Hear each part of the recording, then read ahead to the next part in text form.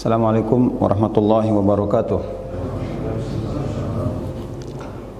Innal hamdalillah nahmaduhu wa nasta'inuhu wa nastaghfiruh wa na'udzu billahi min shururi anfusina wa sayyiati a'malina may yahdihillahu fala mudhillalah wa may yudlil fala hadiyalah. Asyhadu an la ilaha illallah wahdahu la syarikalah wa asyhadu anna Muhammadan abduhu wa rasuluh la nabiyya ba'dah. Qala Allah ta'ala ya ayyuhalladzina amanu taqullaha haqqa tuqatih wa la tamutunna illa wa antum muslimun. Ya ayyuhan nasu taqu rabbakumul ladzi khalaqakum min nafsin wahidah wa khalaqa minha zawjaha wa batha minhuma rijalan katsiran wa nisaa'a wattaqullaha alladzi tasaaluna bihi wal arham innallaha kana 'alaikum raqiba. Ya ayyuhalladzina amanu taqullaha wa qulu qawlan sadida yuslih lakum a'malakum wa yaghfir lakum dhunubakum wa may yuti'illaha wa rasulahu faqad faza fawzan 'azima. Amma ba'du fa inna asdaqal hadithi kitabullah wa khairul huda huda Muhammadin sallallahu alaihi wasallam wa syarrul umuri muhdatsatuha wa kullu muhdatsatin bid'ah wa kullu bid'atin dhalalah wa kullu dhalalatin finnar. Alhamdulillah, ma'asyiral muslimin hadirin dan hadirat yang dimuliakan Allah. Sekian lama kita sempat berhenti kajian. Alhamdulillah pada kesempatan malam hari ini berkat rahmat dan taufik dari Allah segala kebaikan bisa terlaksana. Alhamdulillah pada kesempatan malam hari ini Allah memberikan kemudahan kepada kita untuk melanjutkan kembali pembahasan kita tentang hadits-hadits akhlak. Sekali lagi, ini semua merupakan kenikmatan dari Allah. Maka selayaknya seorang muslim untuk selalu bersyukur atas segala kenikmatan yang Allah berikan kepada kita. Salawat dan salam kepada Nabi kita Muhammad sallallahu alaihi wasallam, penutup para nabi. Tidak ada nabi setelah beliau, penutup risalah, dan tidak ada risalah lagi setelah risalah Muhammad sallallahu alaihi wasallam. Berkat perjuangan beliau dan para sahabatnya kita bisa merasakan manisnya Islam, indahnya Islam, sehingga kita pada kesempatan hari ini juga bisa mempelajari dan merasakan Islam itu tersebut. Alhamdulillah, pada kesempatan malam hari ini kita melanjutkan kembali pembahasan kita pada bab berikutnya, yaitu masalah muamalah, bagaimana kita bermuamalah dengan istri. Inilah Islam. Islam adalah agama yang mengajarkan akan adab dan akhlak yang mulia. Bagaimana Islam mengajarkan hal tersebut sampai cara kita bermuamalah dengan istri itu pun diajarkan. Dan contoh terbaik di dalam bermuamalah dengan istri itu adalah Nabi kita Muhammad sallallahu alaihi wasallam. Sebagaimana Nabi Allah Subhanahu wa taala mengatakan di dalam Al-Qur'an, kana khuluquhul Qur'an. Nabi itu akhlaknya Al-Qur'an. Dan Nabi adalah manusia terbaik, manusia yang memiliki akhlak yang mulia, teladan yang baik. Laqad kana lakum fi Rasulillahi uswatun hasanah. Telah ada untuk kalian teladan terbaik. Ini pada diri Nabi sallallahu alaihi wasallam. Jadi tatkala kita berbicara tentang muamalah kita dengan istri-istri kita, maka contoh terbaik tersebut adalah Nabi sallallahu alaihi wasallam. Kita perlu belajar bagaimana sikap Nabi, bagaimana kelakuan Nabi, apa yang dilakukan oleh Nabi dengan istri-istrinya dalam kesehariannya, dalam bepergiannya, tatkala bersama istri di rumahnya, tatkala berada di luar rumahnya, semuanya dicontohkan oleh Nabi SAW. Karena kita bisa melihat pada zaman sekarang ini bukan kebanyakan suami-suami itu mereka buruk muamalahnya dengan istri-istri mereka. Kita bisa melihat kebanyakan suami mereka itu di luar rumah sopan santunnya luar biasa kepada teman-teman mereka. Mereka berkata dengan perkataan yang lemah lembut. Kemudian mereka bermuamalah dengan baik, menampakkan akhlak yang baik dengan teman-temannya tatkala mereka berada di luar rumah. Akan tetapi tatkala mereka kembali ke rumahnya, tatkala mereka bersama istri mereka, mereka pun menampakkan wajah yang masam. Tidak pernah tersenyum dengan istri mereka. Tatkala di luar mereka bermuamalah, menampakkan perbuatan baik di hadapan teman-temannya. Mereka menampakkan sikap yang baik, akhlak yang baik terhadap teman-temannya. Akan tetapi tatkala mereka kembali ke rumahnya, tatkala mereka bersama istri-istri mereka, mereka pun menampar istri-istrinya. Mereka pun memukul istri-istrinya. Mereka melakukan bergaul dengan istrinya dengan penuh kekasaran. Beginilah keadaan. Kita bisa melihat sebagian suami juga mereka itu mampu mendengar pembicaraan teman-temannya berjam-jam. Akan tetapi tatkala mereka itu kembali ke rumah mereka, mendengar perkataan istrinya saja nggak mau didengar. Bahkan kita bisa melihat kelakuan sebagian semua suami tatkala mereka itu berada di rumah, mereka itu tatkala menjumpai istrinya masakannya tidak enak ataupun mungkin masakannya terlalu asin, itu ngamuknya luar biasa. Dia akan mencaci maki istrinya. Ini ada sebagian suami demikian. Kamu ini masak kok demikian asin. Istrinya dicaci maki, dihabis-habisin, bahkan ditampar. Tatkala istrinya buat bubur misalnya, kemudian buburnya itu dingin, marah. Ini bubur kok dingin. Istrinya dihabisin, dimarah-marahin, ditampar. Nggak ada perkataan lemah lembut kepada istri mereka. Jadi beginilah keadaan sebagian suami terhadap istri-istri mereka tatkala mereka itu berada di rumah. Berbeda sikap mereka itu dengan tatkala mereka itu berada di luar rumah. Makanya tatkala kita ingin melihat atau mengetahui akhlak seorang lelaki, tatkala kita ingin mengetahui dan akhlak seorang lelaki, itu bisa kita lihat di rumahnya. Bisa kita lihat apa di rumahnya. Maka kita akan tahu akhlak seseorang itu tatkala mereka berada di rumah. Bagaimana mereka bermuamalah dengan istri mereka, bagaimana mereka bermuamalah dengan anak-anak mereka. Disitulah tampak akhlak seorang lelaki, bukan tatkala mereka berada di luar rumahnya. Karena kita bisa melihat sebagian suami itu muamalah mereka, kelakuan mereka tatkala mereka berada di luar rumah itu berbeda tatkala mereka itu berada di dalam rumah. Maka disinilah perlunya kita untuk mengetahui bahwasanya istri kita itu juga manusia. Mereka itu juga capek.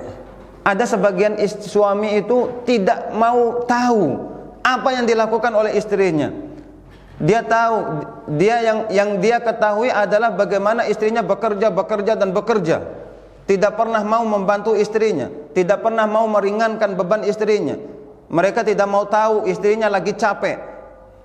Tetap dia perintahkan untuk selalu bekerja dan bekerja, seakan-akan istrinya itu adalah robot.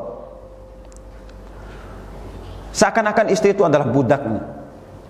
Dia melakukan istrinya demikian, saking buruknya pergaulan dia, muamalah dia dengan istrinya. Beginilah keadaan sebagian suami yang tidak pernah mau tahu bagaimana keadaan istrinya. Kalau seandainya kita tahu istri kita sedang lelah, jangan kita bebanin dia dengan pekerjaan lainnya. Biarkan dia untuk istirahat. dia butuh istirahat juga. Dia juga manusia sama seperti kita. Kita capek, istri juga, kita juga capek. Tatkala kita melihat istri kita capek, biarkanlah mereka itu beristirahat. Atau bantulah pekerjaan mereka, ringankanlah pekerjaan mereka. Kadang sebagian suami itu merasa rendah tatkala dia itu membantu istrinya mencuci piring. Padahal itu adalah bentuk muamalah terbaik seorang suami kepada istrinya. Tatkala dia membantu istrinya mencuci piring di dapur, bantu istri cuci piring di dapur. Sebagian suami merasa berat membantu istrinya untuk cuci pakaian, padahal itu adalah muamalah terbaik seorang suami kepada istrinya tatkala dia membantu istrinya mencuci pakaian. Terkadang seorang suami merasa berat untuk membantu istrinya membersihkan rumah, menyapu rumah, membersihkan rumah, meringankan beban istri. Padahal itu adalah perbuatan terbaik seorang suami tatkala mereka itu bermuamalah dengan istrinya. Bantu istri, meringankan beban mereka. Maka marilah kita lihat bagaimana Nabi SAW, bagaimana muamalah Nabi SAW dengan istri-istrinya, menunjukkan betapa indahnya akhlak Nabi dan betapa romantisnya Nabi kepada istri-istri mereka, dan betapa lemah lembutnya Nabi SAW kepada istrinya. Bahkan sampai pertikaian di rumah pun Nabi tidak pernah memukul istrinya. Sebagian suami itu ringan tangannya, baru terjadi kesalahan sedikit saja langsung ditampar. Waliyadzubillah. Ini perbuatan yang sangat fatal. Jangan sampai kita itu ringan tangan, suka memukul istri. Ini sebagian suami demikian, sedikit-sedikit tampar, sedikit-sedikit tampar. Itu perbuatan yang dilarang dalam Islam. Tidak boleh kita main menampar. Kemudian jangan sampai kita itu ringan tangan kepada istri kita. Mari kita lihat bagaimana Nabi SAW, walaupun kesalahan itu terjadi dari istri-istrinya, Nabi tidak pernah membantah, tidak pernah mengangkat suara, tidak pernah memukul, dan tidak pernah mencaci maki istri-istrinya. Bahkan Nabi mengeluarkan kata-kata yang lemah lembut untuk menegur istri-istrinya tatkala mereka itu berbuat kesalahan. Beginilah Nabi SAW. Nabi adalah contoh terbaik tatkala kita ingin mengetahui bagaimana cara bermuamalah kita dengan istri kita. Mari kita lihat bagaimana sikap Nabi. Dan Nabi SAW telah mengatakan, khairukum li ahlihi wa ana khairukum li ahli. Sebaik-baik kalian, kata Nabi, itu adalah yang terbaik buat keluarganya, yang terbaik buat istrinya. Dan saya, kata Nabi, adalah orang yang terbaik buat istriku. Dan Nabi SAW mengatakan, akmalul mu'minina imanan ahsanuhum khuluqa. Seorang mukmin yang sempurna keimanannya itu adalah yang terbaik akhlaknya. Semakin baik akhlak seseorang itu menunjukkan semakin sempurna keimanannya. Jadi keimanan seseorang itu juga bisa dilihat dari akhlaknya. Tatkala akhlak seseorang itu semakin baik, itu menunjukkan keimanannya pun semakin meningkat. Wa khairukum linisaihim. Dan sebaik-baik kalian, kata Nabi SAW, adalah yang paling terbaik untuk istri-istrinya. Sebaik-baik kalian adalah mereka yang terbaik untuk istri-istrinya.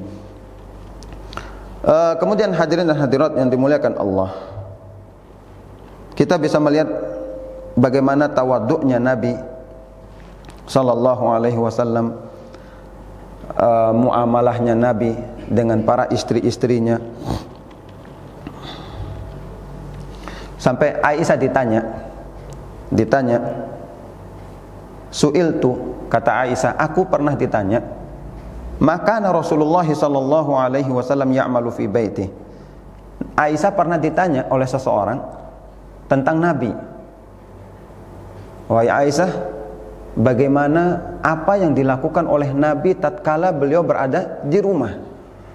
Seorang sahabat bertanya kepada Aisyah, seseorang bertanya kepada Aisyah, bagaimana apa yang dilakukan oleh Nabi tatkala beliau berada di rumah?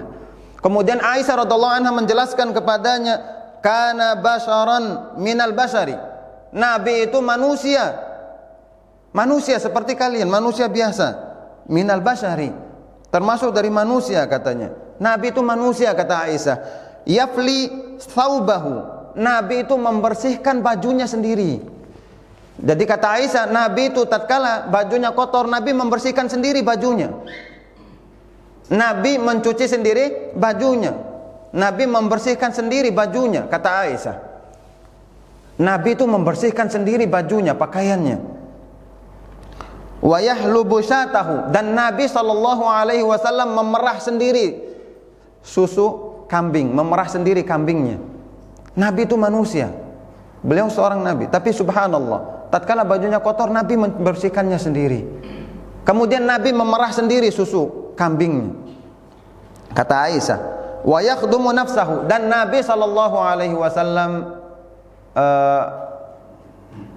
berkhidmah untuk dirinya sendiri. Beginilah Nabi SAW. Padahal beliau itu pemimpin negara. Bukan hanya itu, beliau ini nabi yang mendapatkan wahyu dari Allah. Tapi subhanallah, kita bisa melihat bagaimana Nabi SAW tatkala beliau berada di rumah, beliau membersihkan sendiri bajunya, beliau memerah sendiri susu kambingnya, beliau melakukan sendiri, berkhidmah untuk dirinya sendiri. Semua dilakukan dengan sendirinya. Kemudian Aswad pun pernah bertanya, Saltu Aisyah, aku bertanya kepada Aisyah radhiyallahu anha, makanan Nabi yasna'u fi ahlihi, bagaimana Nabi SAW melakukan berbuat dengan istrinya. Kemudian Aisyah mengatakan, kana fi mihnati ahlihi, Nabi SAW membantu istrinya tatkala beliau berada di rumah. Nabi membantu istrinya. Bayangkan dengan kesibukan yang luar biasa dari Nabi SAW, tapi tatkala Nabi berada di rumahnya, masih sempat Nabi itu membantu siapa? Istrinya. Masih sempat Nabi itu membantu istrinya. Fa idza hadaratis shalah, tatkala waktu salat itu datang, qama ila shalah, beliau pun pergi bergegas ke masjid untuk melaksanakan salat. Itulah yang dilakukan oleh Nabi tatkala beliau berada di rumah bersama istri-istrinya. Kemudian ditanya lagi, Aisyah pun ditanya, makana Rasulullah ya'malu fi baitihi, bagaimana Nabi SAW melakukan sesuatu di rumahnya. Kemudian Aisyah mengatakan, kana yakhitu thawbahu, Nabi itu jahit bajunya sendiri. Nabi itu jahit bajunya sendiri. Tatkala bajunya sobek, Nabi jahit sendiri, jahit di rumah. Nabi jahit sendiri. Suami zaman sekarang, mana mau dia jahit sendiri? Nabi itu jahit. Bayangkan Nabi pemimpin negara, Nabi adalah Rasul, utusan Allah, tapi tatkala itu bajunya sobek, jahit sendiri. Nabi jahit sendiri. Bayangkan. Dan Nabi memperbaiki sendiri sendalnya tatkala sendalnya rusak.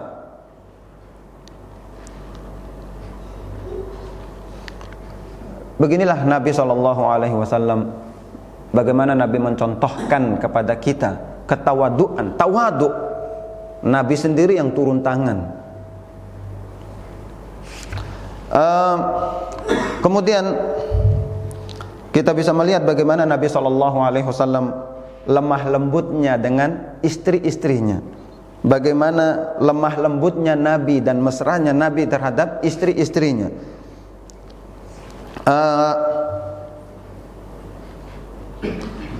Suatu hari Sofiyah pada perang Khaybar, tatkala Khaybar dibebaskan,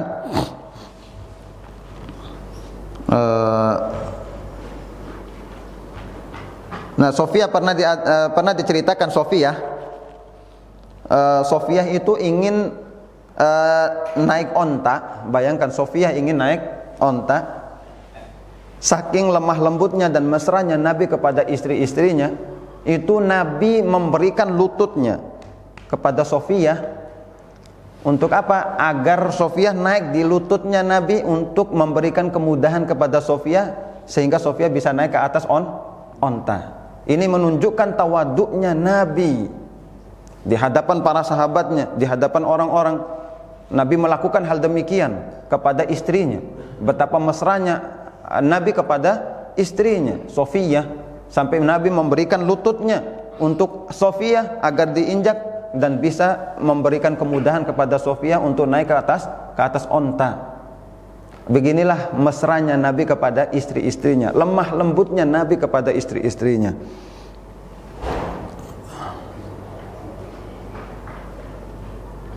Kemudian gambaran lain tentang lemah lembutnya Nabi, mesranya Nabi kepada istrinya tatkala Aisyah radhiyallahu anha,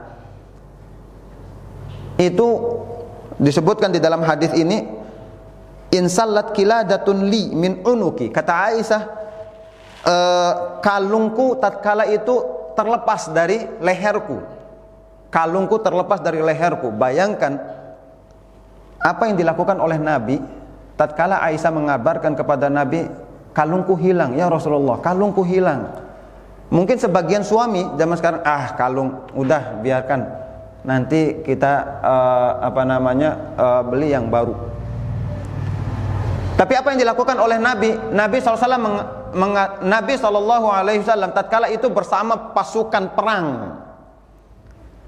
Bersama pasukan perang. Tatkala Nabi mendengar kalung Aisyah itu hilang, Nabi pun memberhentikan seluruh pasukan perangnya. Memberhentikan seluruh pasukan perangnya. Kemudian Nabi SAW memerintahkan kepada para sahabatnya untuk mencari kalung Aisyah. Untuk mencari, karena Nabi tahu bahwasanya kalung itu adalah kalung yang sangat dicintai oleh Aisyah. Kalung yang sangat dicintai oleh Aisyah radhiyallahu anha. Tapi bentuk kemesraannya Nabi dan bentuk romantisnya Nabi kepada Aisyah dan lemah lembutnya Nabi kepada istri-istrinya, Nabi tidak pernah membentak. Kenapa? Padahal Abu Bakar sendiri itu sangat marah kepada Aisyah. Aisyah, gara-gara kamu merepotkan orang. Bayangkan mencari kalung Aisyah ini semalaman, bahkan sampai masuk waktu subuh, tidak dapat sampai para pasukan perang ini terlambat dan tidak bisa melaksanakan sholat subuh karena di padang pasir, di tengah padang pasir tidak ada air sama sekali. Sampai Abu Bakar marah kepada Aisyah, ya Aisyah, kamu ini telah merepotkan orang. Dipukul perutnya Aisyah oleh Abu Bakar. Bayangkan Abu Bakar saja tidak sabar dengan kelakuan siapa? Aisyah. Tapi bagaimana kelakuan Nabi? Nabi SAW tidak sama sekali membentak. Bahkan Nabi SAW memberhentikan seluruh pasukan perangnya dan memerintahkan kepada mereka untuk mencari kalungnya Aisyah radhiyallahu anha. Bahkan subhanallah, tatkala masuk waktu subuh, para sahabat pun mencari air, kan tidak ada air, nggak bisa wudu. Sehingga sebagian sahabat pun sholat tanpa wudu karena udzur. Disebabkan karena Aisyah ini hilang kalungnya ini, turunlah ayat disyariatkannya tayamum. Itulah awal turunnya ayat syariatnya tayamum, disebabkan karena Aisyah radhiyallahu anha. Sampai para sahabat pun mengatakan, betapa berkahnya keluarga Abu Bakar, katanya. Ini keberkahanmu wahai Aisyah. Sampai-sampai Allah menurunkan Al-Quran, menurunkan syariat tayamum disebabkan karenamu, yang menyebabkan kaum muslimin mendapatkan kemudahan tatkala mereka itu tidak menjumpai air, sehingga Allah memberikan rukhsah, kemudahan untuk tayamum. Turunlah ayat tayamum disebabkan karena Aisyah radhiyallahu anha. Ini yang ingin kita gambarkan, bagaimana lemah lembutnya Nabi kepada Aisyah. Padahal Abu Bakar sendiri sangat jengkel dengan siapa? Aisyah, anaknya. Abu Bakar jengkel kepada Aisyah, anaknya. Kamu ini Aisyah bikin repot orang. Nah, tapi kita lihat bagaimana Nabi SAW lemah lembut kepada istrinya.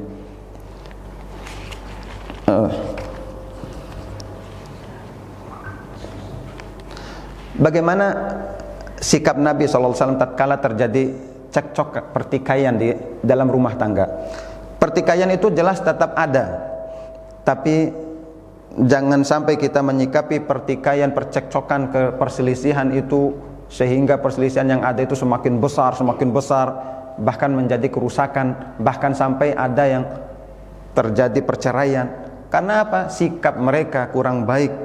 Bagaimana menghadapi setiap pertikaian, permasalahan, perselisihan, cekcok dengan istrinya. Kalau seandainya kita menghadapi itu semua dengan muamalah yang baik, itu semua akan berakhir dengan sendirinya. Kita lihat bagaimana Nabi SAW tatkala terjadi kesalahan pada istri-istrinya. Istri-istri Nabi adalah manusia biasa. Mereka juga melakukan kesalahan. Akan tetapi bagaimana sikap Nabi SAW tatkala istri-istrinya melakukan kesalahan? Apakah Nabi menampar istrinya? Apakah Nabi mencaci maki istrinya? Nabi tidak pernah menampar istrinya, tidak pernah mencaci maki istrinya, walaupun mereka melakukan kesalahan. Kita bisa melihat istri-istri Nabi itu manusia biasa. Mereka juga cemburu sebagaimana wanita yang lainnya. Dan kita bisa melihat bagaimana kecemburuannya istri Nabi kepada istri-istri yang lainnya. Wajar, begitulah manusia, begitulah wanita. Karena wanita itu orang sangat cemburu. Beginilah watak asli seorang wanita. Tapi bayangkan bagaimana sikap Nabi SAW tatkala menghadapi istrinya yang sedang cemburu. Sebagaimana Aisyah radhiallahu anha, disebutkan di dalam hadis ini, Aisyah sedang mengadakan ada acara di rumahnya, acara Aisyah radhiallahu anha. Tiba-tiba datang hadiah, makanan dinampan dari dari Sofiyah, salah satu istri Nabi. Sofiyah, atau dalam riwayat yang lain Ummu Salamah, itu memberikan hadiah kepada Nabi SAW tatkala acara Aisyah di rumahnya Aisyah. Bayangkan, istri yang lainnya Ummu Salamah ini mengirimkan makanan hadiah kepada Nabi SAW. Tatkala Aisyah makanan tersebut datang ke rumah Aisyah, dan tatkala Aisyah tahu itu dari istrinya Nabi, dari Ummu Salamah yang lainnya, Aisyah pun cemburu. Belum diambil itu makanan, langsung dibanting oleh Aisyah radhiallahu anha sampai nampan itu terpecah, sampai makanan yang ada pun berserakan di lantai. Bayangkan kalau kita yang berhadapan dengan hal tersebut, kita akan marahi istri kita. Ini nampan orang kau pecahkan, ini makanan bertebaran, mubazir, kenapa kau pecahkan? Tentunya kita akan mencaci maki istri kita. Bahkan ada sebagian orang mungkin akan dipukul. Tak, gimana kamu ini? Kok nampan hadiah orang dipecahkan? Tapi beginilah Nabi SAW tatkala beliau menjumpai permasalahan di rumahnya, beliau Sallallahu Alaihi Wasallam tidak mencaci maki Aisyah radhiallahu anha, dan beliau tidak pernah menampar Aisyah radhiallahu anha. Bahkan beliau hanya mengucapkan, kulu, makanlah, kata Nabi. Gharat ummukum, ibu kalian sedang cemburu, kata Nabi. Kulu gharat ummukum, makanlah, ibu kalian sedang cemburu, kata Nabi. Ibu kalian sedang cemburu. Hanya itu yang Nabi katakan. Gharat ummukum, ibu kalian sedang cemburu. Sedang cemburu, katanya. Begitulah yang dilakukan oleh Nabi SAW. Betapa lemah lembutnya Nabi kepada istrinya, walaupun mereka melakukan kesalahan. Walaupun mereka melakukan kesalahan, kita berusaha semaksimal mungkin tatkala istri kita itu melakukan kesalahan, kita berikan udzur. Mereka manusia juga, sama seperti kita. Kita juga pun bisa terjerumus di dalam kesalahan.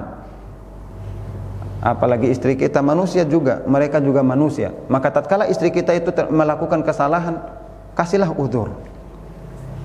maafkanlah dia. Jangan sampai mudah menampar istri kita, mencaci maki istri kita. Kemudian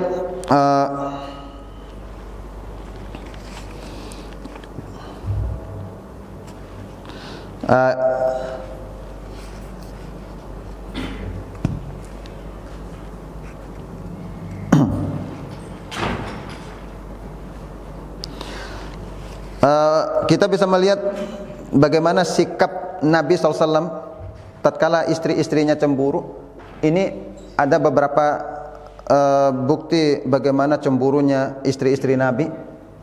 Suatu hari Nabi pernah bangun malam, saking curiganya Aisyah kepada Nabi SAW, Aisyah itu mengira Nabi itu dari rumah istri yang lainnya. Tatkala Aisyah itu melihat Nabi itu bangun, itu kecurigaannya luar biasa. Aisyah pun langsung bangun. Sampai-sampai tatkala Aisyah itu melihat ternyata Nabi itu pada malam hari sedang melakukan sholat. Nah, Aisyah itu curiga, ini Nabi bisa jadi baru pulang dari rumah istrinya yang lain, misalnya. Ya, sampai saking cemburunya Aisyah itu tatkala Nabi sholat, Aisyah itu menjulurkan tangannya ke rambut Nabi. Rambutnya basah enggak? Diginikan. Kalau seseorang yang habis mandi otomatis dia basah. Dipegang rambutnya Nabi, basah enggak? Katanya. Takut, cemburu. Bisa jadi Nabi ini dari istrinya yang lainnya. Dipegang rambutnya. Oh, enggak basah katanya. Akhirnya Aisyah pun kembali tidur.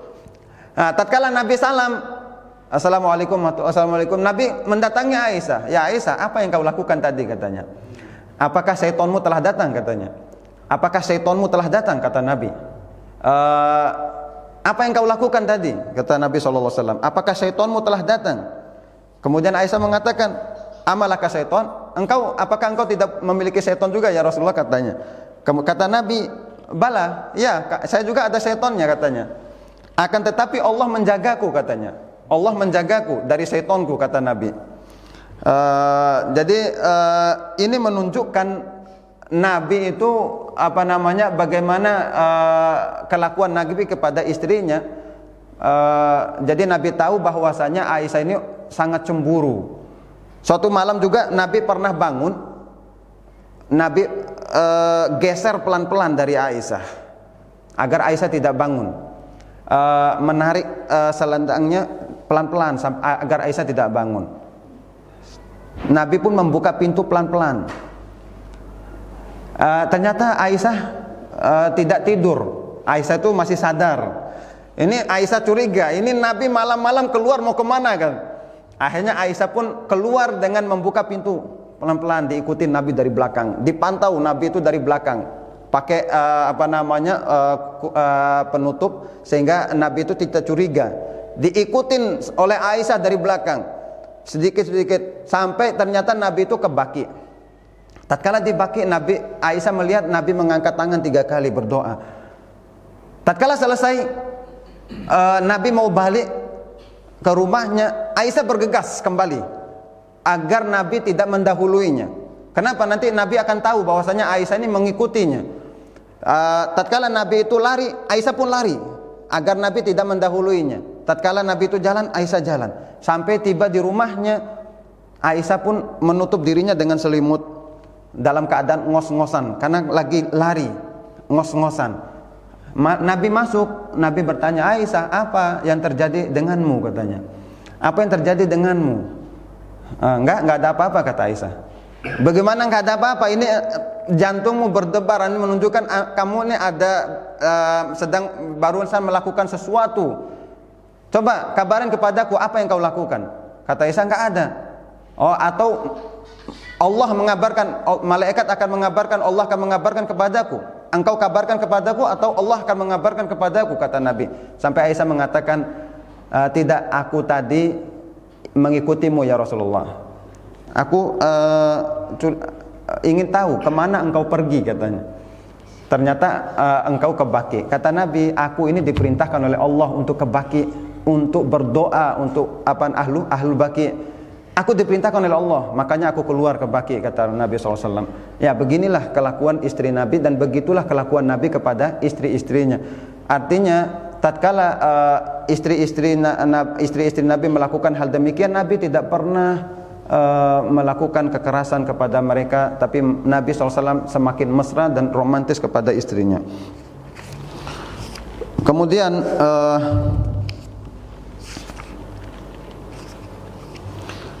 bagaimana Nabi SAW berusaha memasukkan rasa bahagia kepada istri-istrinya.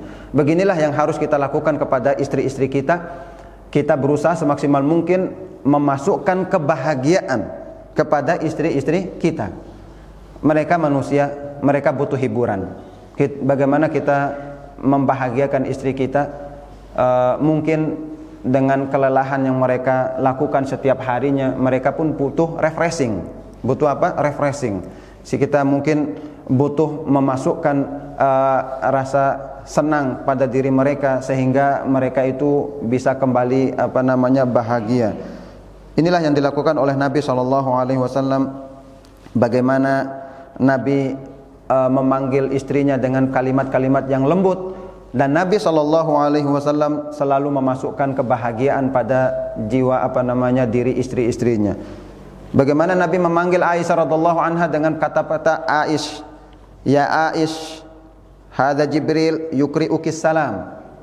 Wahai Aish, Nabi memanggil istrinya dengan kalimat, dengan kata singkat Aish. Wahai Aisyah, wahai Aish, ini Jibril mengucapkan salam kepadamu. Beginilah yang harus dilakukan oleh seorang suami. Jangan sampai kita memanggil istri kita dengan panggilan-panggilan yang buruk. Dengan panggilan-panggilan apa? Yang buruk, atau nama-nama yang buruk. Kita berusaha memanggil mereka dengan kata-kata yang romantis, yang baik, dengan panggilan yang disukai oleh istri kita. Kita adzan Isya dulu.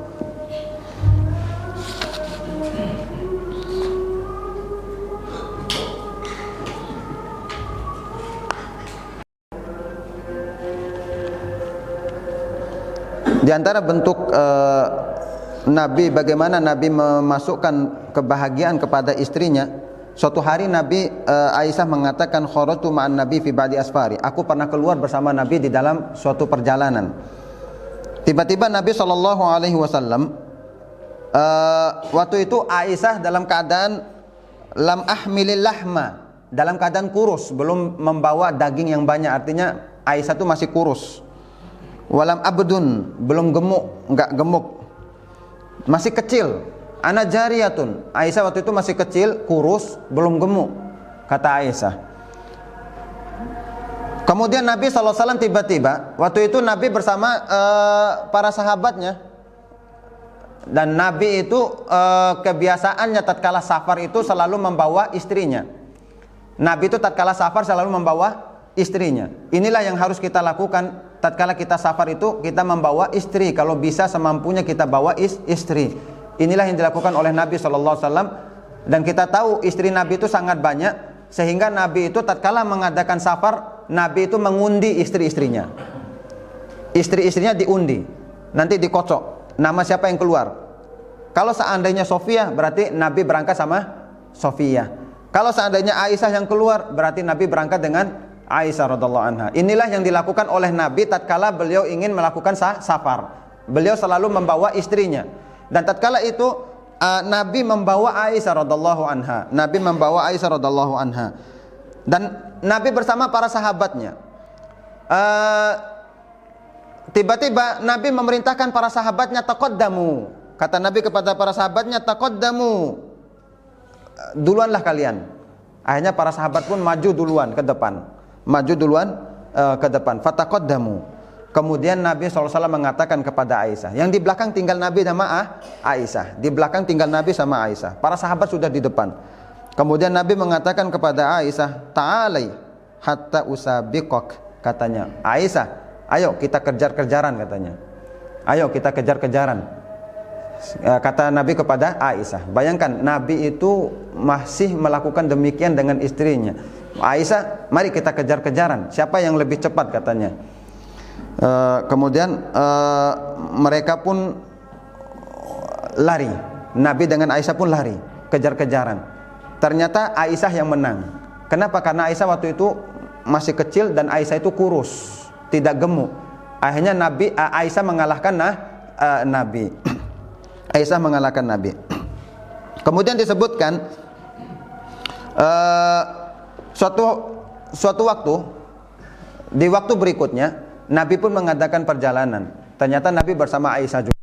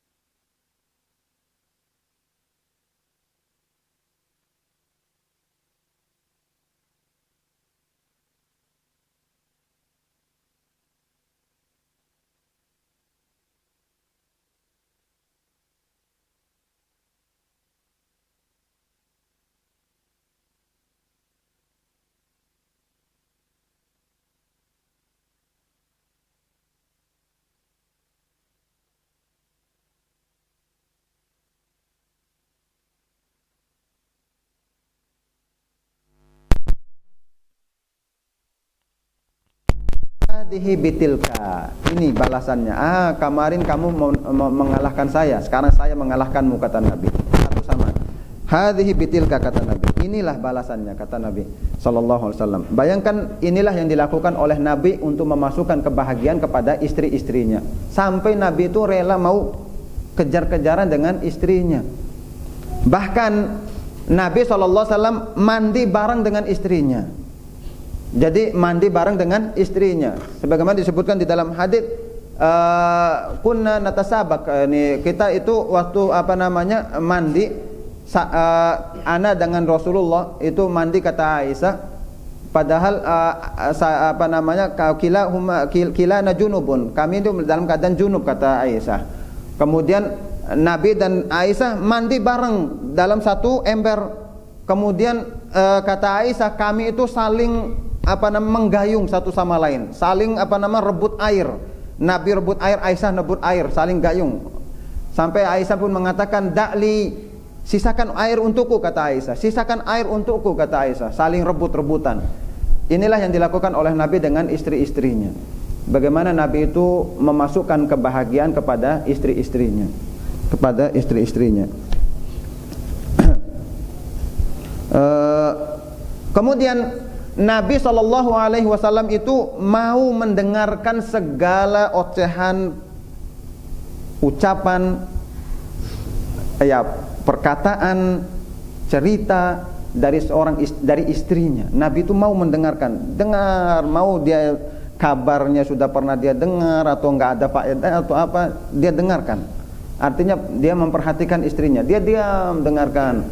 Bayangkan, disebutkan mungkin sebagian kita itu lebih senang mendengarkan pembicaraan di luar berjam-jam, tapi tatkala berada di rumah, tatkala istri itu ingin menceritakan sesuatu, sudah saya capek tidur, enggak mau mendengarkan apa yang diucapkan oleh istrinya. Nah, ini Nabi SAW disebutkan Aisyah ini membawa cerita yang panjang. Kalau kita dengar, aduh ini enggak selesai-selesai, saya ini ngantuk, mau tidur. Tapi beginilah Nabi SAW sebelum tidur, Aisyah itu sering menceritakan kepada Nabi. Nabi hanya dengar. Padahal Nabi itu tatkala Aisyah itu Nabi mengatakan Nabi itu sangat membenci sholat sebelum Isya dan berbicara setelah Isya. Tapi subhanallah, tatkala berbicara dengan istrinya itu Nabi mendengarkan. Sampai Aisyah katanya, Aisyah itu menceritakan, disebutkan dalam Sahih Bukhari, itu Aisyah menceritakan tentang 11 wanita. 11 wanita ini yang membongkar rahasia-rahasia suaminya. Bayangkan satu persatu Aisyah ceritakan, fulanah ini membongkar rahasia suaminya demikian. Istri yang kedua, perempuan yang kedua, ketiga, keempat, sampai 11. Bayangkan cerita yang sangat panjang sekali dan hadisnya sangat panjang. Nabi mendengarkan dengan baik apa yang diceritakan oleh Aisyah radhiallahu anha. Bayangkan sampai di akhirnya Nabi pun mengatakan, ana kuntu laki ka Abi Zar'in, kata Nabi. Aku di akhir cerita di sana ada kisah Ummu Zara dan Abu Zara. Di antara 11 orang wanita ini ada namanya Ummu Zara. Dia punya suami Abu Zara. Dari sangat cintanya suaminya kepada istrinya sampai Nabi mengatakan, ana laki kuntu laki, aku ini terhadapmu seperti Abu Zara dengan Ummu Zara, kata Nabi di dalam kisah itu. Akan tetapi aku tidak menceraikanmu sebagaimana Abu Zara menceraikan Ummu Zara. Dan engkau, kata Nabi kepada Aisyah, lebih baik daripada Ummu Zara, katanya, kata Nabi SAW kepada Aisyah, engkau lebih baik dari Ummu Zara. Jadi beginilah Nabi SAW tatkala bermuamalah dengan istrinya. Nabi mau mendengar cerita istrinya walaupun ceritanya lama, dengar sampai selesai. Begitulah Nabi. Kemudian Nabi SAW itu berbuat adil kepada istri-istrinya. Bagaimana Nabi SAW meletakkan jatah setiap istrinya 1 hari 1 malam. Nabi adil kepada istri-istrinya. Kemudian Nabi itu selalu keluar pada siang hari mengelilingi istri-istrinya, mengunjungi seluruh istrinya. Setelah sholat asar, setelah sholat asar itu masih sempat Nabi itu mengelilingi istrinya, mengunjungi istri-istrinya, menanyakan kabarnya, mendekatinya. Beginilah yang dilakukan oleh Nabi SAW. Ini mungkin diantara ringkasan yang bisa Anda sampaikan. Kemudian Nabi SAW selalu berusaha mengajarkan istri-istrinya dan memerintahkan istrinya untuk meningkatkan ibadahnya, untuk beribadah kepada Allah. Tatkala istri itu lupa sholat, kita ingatkan, sudah sholat enggak? Sholat dulu. Kebanyakan suami itu cuek, tidak mau memperhatikan ibadah istrinya, tidak mau mengingatkan istrinya untuk sholat. Udah sholat enggak? Ayo sholat tepat waktu, jangan undur-undur. Sholatlah, usaha sholat tepat waktu. Tatkala kita mendengar azan sholat, ingatkan istrinya. Inilah yang dilakukan oleh Nabi kepada istri-istrinya. Bagaimana Nabi SAW tatkala masuk 10 terakhir bulan Ramadan, Nabi membangunkan istri-istrinya untuk beribadah kepada Allah. Kemudian Nabi pun bersungguh-sungguh, dan itu dilakukan dengan istri-istrinya. Inilah yang dilakukan oleh Nabi SAW bersama istri-istrinya. Dan Nabi SAW sangat memperhatikan hak istrinya. Nabi berusaha semaksimal mungkin memberikan yang terbaik buat istrinya. Dan sekali lagi ini ringkasan. Semoga apa yang kita dapatkan pada kesempatan malam hari ini bermanfaat. Sekali lagi saya mohon maaf atas segala kekurangannya. Inilah yang dapat kita pelajari, bagaimana sikap Nabi SAW dengan para istrinya, betapa tawaduknya Nabi dan lemah lembutnya Nabi SAW, dan betapa mesranya, romantisnya Nabi kepada istri-istrinya. Nabi SAW tidak pernah menampar dan tidak pernah memukul istrinya. Nabi SAW tidak pernah mencaci maki istrinya. Nabi SAW tidak pernah berkata kasar kepada istri-istrinya. Nabi berusaha semaksimal mungkin untuk mengeluarkan kata-kata yang lemah lembut kepada istrinya, dan berusaha berlakukan yang terbaik buat istrinya. Sekali lagi, semoga apa yang kita dapatkan ini dapat kita laksanakan, kita praktekkan bagaimana sikap kita kepada istri-istri kita. Sekali lagi, mereka juga manusia biasa, mereka juga capek. Maka kita berusaha semaksimal mungkin meringankan beban mereka, karena kita tahu beban istri itu sangat berat. Dia mengatur segalanya, memasak, membersihkan, menyuci, mendidik anak dan lain sebagainya. Maka bagaimana kita berusaha semaksimal mungkin meringankan beban istri kita dengan membantunya, dengan membantu pekerjaannya. Dan inilah yang dilakukan oleh Nabi tatkala di rumah. Nabi itu membantu pekerjaan istri-istrinya. Padahal kita tahu bahwasanya Nabi itu pemimpin dunia, bahwasanya Nabi itu adalah utusan Allah. Akan tetapi beginilah tawaduknya Nabi. Tatkala Nabi itu berada di rumah, Nabi rela mencuci baju, Nabi menjahit sendiri bajunya, Nabi membersihkan, membantu pekerjaan istri-istrinya. Dan inilah selayaknya yang perlu dilakukan oleh seorang suami kepada istri-istrinya. Khairukum li ahlihi wa ana khairukum li ahli. Kata Nabi SAW, sebaik-baik kalian itu adalah yang terbaik buat istrinya, dan aku adalah orang terbaik buat istri-istriku. Semoga apa yang kita dapatkan bermanfaat. Sekali lagi mohon maaf segala kekurangannya. Kita tutup majlis kita dengan doa kafaratul majlis. Subhanakallahumma wa bihamdika asyhadu an la ilaha illa anta astaghfiruka wa atubu ilaik. Assalamualaikum warahmatullahi wabarakatuh.